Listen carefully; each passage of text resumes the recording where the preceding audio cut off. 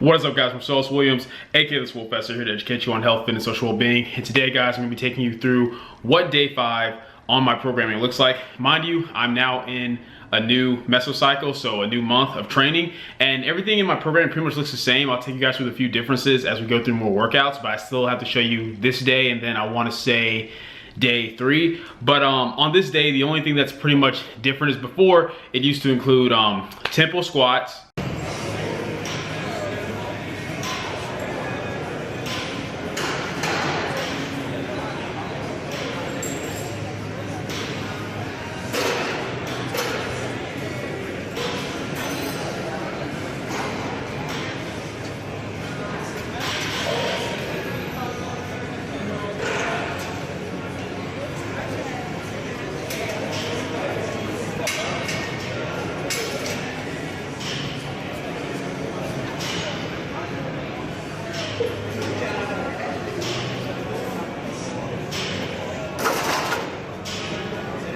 as well as tempo bench press with the 3-count pause.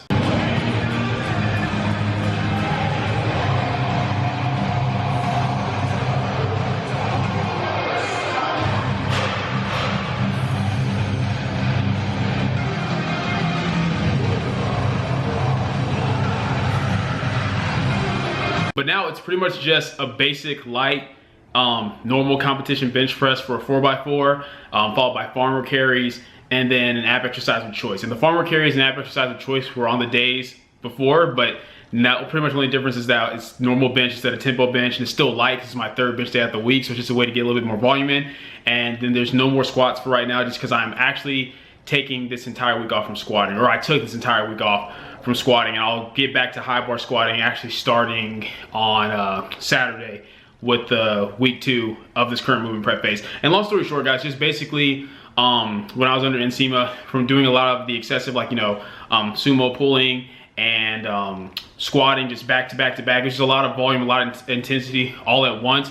That build up over time, then coming under Brendan and getting to the point where I was squatting 3 times a week again, which I was used to, but doing different versions of squats I haven't done in a while, like front squats, naked squats, and like the tempo squats that you guys just saw that I was doing on this day. It was just a lot at once. So like I started feeling a little bit in my hip. Nothing that's stopped me from lifting or any type of like serious injury or anything like that. I'm blessed enough to say that in my 6, almost 7 years of lifting, I still have not experienced any real major injuries. But in order to keep that going, Brendan and I decided to be smart to take a week off from squatting, make sure we're not dealing with anything major like bursitis, which really isn't that major. That's easy to take care of, which is what we're doing right now, if that's what it happens to be.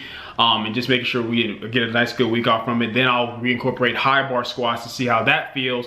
And then from there, gradually get back into low bar squats, just because high bar squatting once a week with sufficient volume and intensity is more than enough to maintain my strength. It does not take anywhere near as much volume or workload to maintain strength as it does to build. So it's just to maintain, and then we'll ease back into the low bar squats. And this isn't a setback or anything like that, because we have plenty of time until my meet in June. But this is just thinking about the long-term game. Instead of just pushing through and be like, oh no, we got this, we're trying to make sure we're doing everything on point to prevent any actual injuries, so that I don't deal with anything that's going to stop me from lifting. It's already feeling so much better, I think, just from taking the time off. I've still been deadlifting normally and everything like that, which is the only difference on like my Saturday routines now. Is like it's just been like the same thing you guys saw before with the day 1, except for there's no squats. But now there will be, but it'll just be like high bar squats, and I'll still just be squatting once a week for the time being. But yeah, about to take you guys through day 5. It's gonna be a nice quick little workout.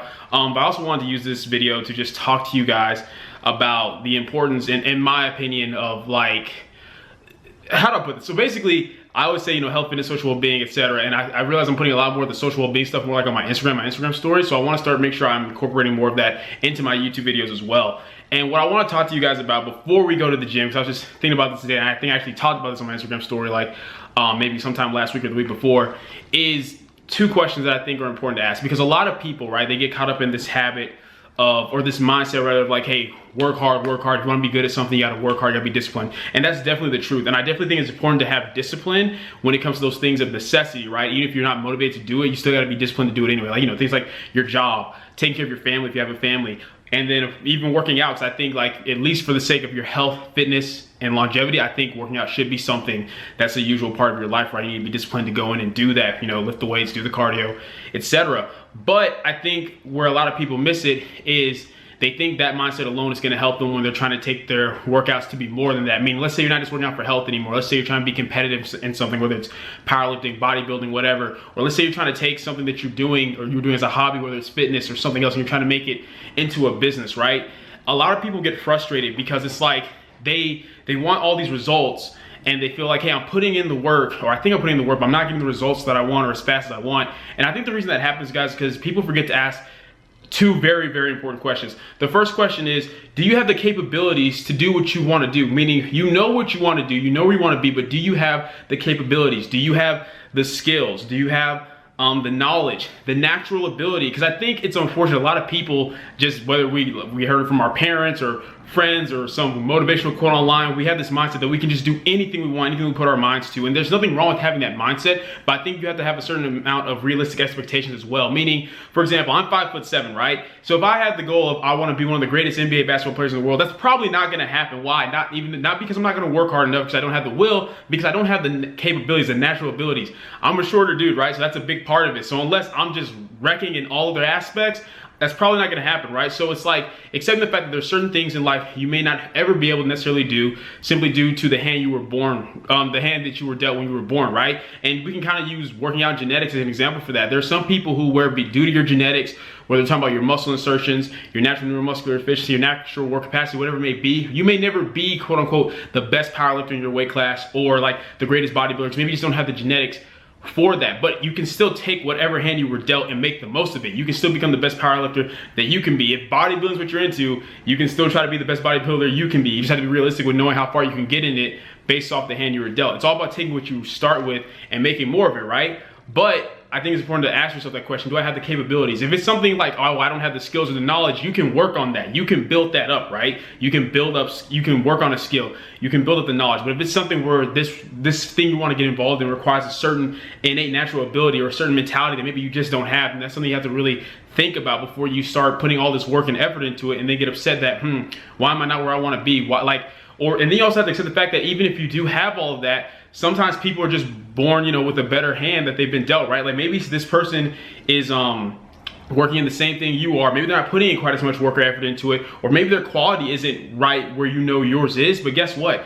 If they have certain connections, right, or just certain natural abilities that allow them to excel in that area, that is what it is. There's always going to be someone who's doing better at what you want to be good at, and just like there's always people who are probably going to be doing a little bit worse. It's about looking at your own progression, accepting the fact that, hey, this may take time. I have to be patient. I have to keep grinding and do well in it and put in the work and understand that it's going to take time. Whether, like I said, it's your fitness or a YouTube channel. Like a lot of people, they want to start a YouTube channel. They want to like see growth, but it's like they aren't willing to be patient and grind and do what they need to do. Like even with me, I appreciate you guys so much when you say things like, bro, you deserve way more subs. But the way I look at it, I've only been doing this whole YouTube thing for a little bit over a year, and to be at almost, I think we're almost at 7,600 subs, like that's awesome to me, especially in an industry as oversaturated as fitness, right? If it was something like, like singing or gaming or just talking about social events going on, it's probably a lot easier to grow a YouTube in that field, even though those areas are kind of oversaturated too. Especially since I don't do a lot of the typical gimmicks that a lot of fitness channels do, right? Like I try to keep the focus on informative, beneficial content that's gonna help you guys. Even with my workouts, I try to make sure you guys get something out of seeing me work out. I don't do the typical day in the life of vlog type stuff that a lot of people do, or some of the things that could probably help me grow my channel just because there's things that I either don't agree with or it's just not my personality, right? And yeah, there's people who may have been doing this as long as me or longer who have blown up through whatever means or methods or connections they have. And there's people who've been doing it longer than me who don't have as many subs as I do. But I just focus on my own growth, my own progression. More importantly, the consistency of, hey, is what I'm doing actually helping though? Is it bettering you guys? Is it like bettering myself? And I like to think it is. I'm so grateful for this channel and the community that's been built from it. Like it's awesome to see you guys interact with each other in the comments, stuff like that. It's awesome. That's why I do my best to answer all the comments and go through all the questions and stuff like that. And even those of you who try to argue with me and disagree with me on stuff, like I try to engage with you too in a positive way that causes us to both think and gain something out of it. But I think it's just important to ask yourself, do you have the capabilities, the ability, and knowledge, right? And then the second question, this is a bit longer than what I thought, but I'm just kind of speaking my mind like I do with these social being things. But the second question you have to ask yourself is, do you have the will to do it, right? And I don't just mean like the discipline to do what's necessary, but do you have the will to go beyond and above and put everything you need to get where you want to be in whatever this endeavor is, right? Because if you don't, that's okay. It's not a bad thing. It just means maybe you're not passionate about it, in which case go do something else. I know so many people where they think just because they have the ability at something, or because they're good or decent at something, or because other people said, oh, you'd be so good at this, they feel like almost a pressure, like they have to stick with it and do it. But if you're not about it, if you don't enjoy it, and it's not a necessity, then put that energy into something else that you do enjoy. Those two things are very vital. Do you have the capability to do what you want to do? And then do you have the will to stick with it, to go through the ups and downs, and to grind even when it seems like your progression is going slow? Are you passionate about what you're doing, basically? I think it's important that you guys ask yourself those questions before you get involved with anything like trying to start your own business or a YouTube channel or be competitive in something, because those are very vital. At the end of the day, you can't have one or the other, you have to have both. If you have all the skills but you don't have the will, you're not gonna stick with it.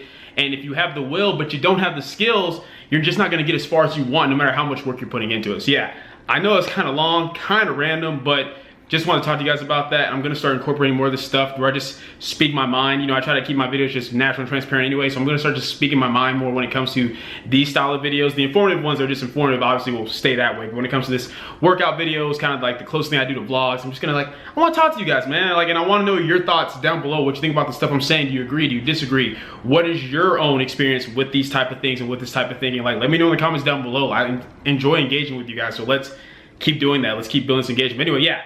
That's all I wanted to say. I'll see you guys at the gym. Alright guys, jumping in for a voiceover. Once again, don't worry, I promise you, the next video is going to be nice and raw.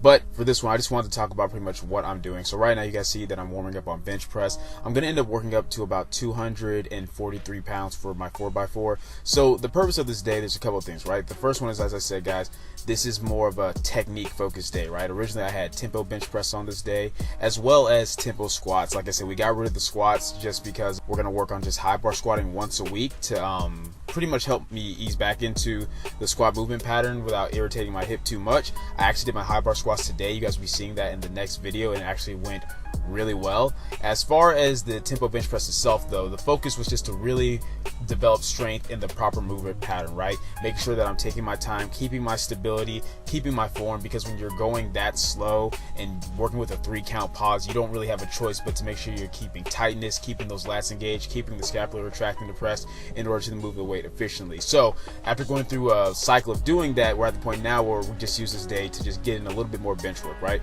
It's still nice and light, so I shouldn't have any real form or technique breakdowns. And beyond that, it's just nice for me to have this third bench day when you count in my flat dumbbell press day and then my heavier bench day, because it's just more frequency, which is going to just help me get better at the movement at a faster, more efficient rate. Bench press is one of those movements where I'm having to put a lot of extra work in to get stronger on it, just because of how strong I am already on the movement, as a whole, compared to say my other lifts. I can still add quite a bit of weights in my squat and my deadlift, but my bench press, my personal best is 341 for a competition press, and then 350, 355 for a touch and go, which at my body weight's already pretty good. So we're just really trying to hammer it out to get everything we can out of it. I'm actually really excited, guys. I'm pretty sure I'm gonna be hitting a 350 plus bench at my upcoming meet at the Power Fest in Houston in June. So really excited about that. But that's pretty much the main focus of today. After that, it's pretty much just accessory work, guys. Right now you guys are seeing me do 130 pound one-arm farmer carries, and the point is just trying to stay as upright as I can, stay nice and balanced, work on the stability. It's 3 sets, 40 steps, all the way down, all the way back up. I didn't show you every single step because I'm sure you guys don't care to see that, but I'm actually enjoying these. At first I was like, man, this sucks, but now it's actually kind of fun to do in a way. It's just a different type of movement, different type of challenge. And then I get to finish off with an ab exercise of choice, 3 sets of 15 at RP7. I usually like to do some type of weighted crunch or weighted cable crunch, some type of weighted abdominal movement, but on this day I was kind of hurried, so I just did some hanging knee raises and went at a slow enough pace to where it was difficult enough to where I could only maybe get 3 more to keep it to that RP7. But yeah, that's pretty much it for this workout, guys.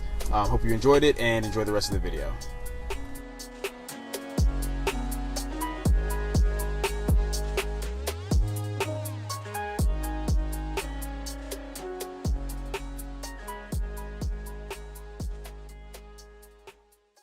Alright, I hope you guys enjoyed that workout. Hope you enjoyed the voiceover, as brief as it was. It's the next day now, if it wasn't obvious. It's actually Friday. I'm actually outside of Derek's crib right now, picking him up. We're actually about to head to Houston, going to be working out at the Alpha Elite Gym, both tomorrow, Saturday, and Sunday, as well as seeing the Black Panther movie. It's just gonna be a good time. It's gonna be Derek, Mark, our Alpha Elite homies, Russell, Shali, Kennedy, just all of us, messing around, enjoying the movie, enjoying each other's company. Just a nice weekend with the bros. Like I said, we'll definitely be working out though while we're over there, so you guys will be able to see how the high bar squats go for my first time, you know, incorporating them, seeing how everything feels with the hip on Saturday. So be on the lookout for that, because, you know, where the next video ends up being like, you know, pure workout video, informative video, is probably going to be over there. But yeah, that's pretty much it for this video. Hope you guys enjoyed it. If you did, go ahead and leave a comment down below, let me know that you did. If you did not, leave a comment down below letting me know what I can do to get better. Like the video, share, subscribe, keep it simple, specific, scientific. I'll catch y'all later.